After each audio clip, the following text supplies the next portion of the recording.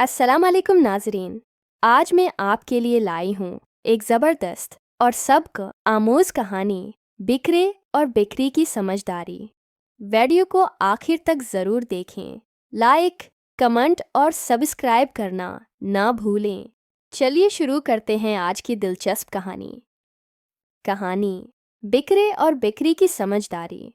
एक पहाड़ी गांव में एक बकरा और एक बिक्री रहते थे। दोनों बहुत प्यारे दोस्त थे। रोज वो एक साथ चरागाह में जाते, सब्ज घास खाते और नदी के किनारे पानी पीते। एक दिन बिकरे ने खुशी से कहा, बिकरी बहन, आज हम नदी के उस पार चलते हैं। वहाँ की घास और भी हरी लगती है। बिकरी ने कहा, हाँ ठीक है, मगर नदी पर जो पल है वो बहुत पतला है, ध्यान से चलना होगा। दोनों पल की तरफ चले। अभी वो दरमियान में पहुंचे ही थे कि सामने से एक दूसरा बकरा भी आ गया। पल इतना तंग था कि एक वक्त में सिर्फ एक ही गुजर सकता था। पहले बिकरे ने गुरूर से कहा, न मैं पहले आया हूँ, तुम पीछे हटो। दूसरा बोला, नहीं, मैं नहीं हटूंगा।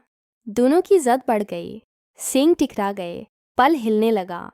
बकरी जो करीब ही खड़ी थी बोली, अरे भाइयों, अगर तुम दोनों जिद करोगे तो दोनों नदी में गिर जाओगे। ये बात सुनकर एक बिकरे को एहसास हुआ। इसने नरमी से कहा, तुम पहले गुजर जाओ, मैं इंतज़ार कर लेता हूँ। दूसरा बिकरा पल पार कर गया, फिर पहला भी सुकून से गुजर गया। बिकरी खुश होकर बोली, देखा, समझदारी हमेशा जीत जाती है। तीनों हंसते हुए वापस घास खाने चले गए।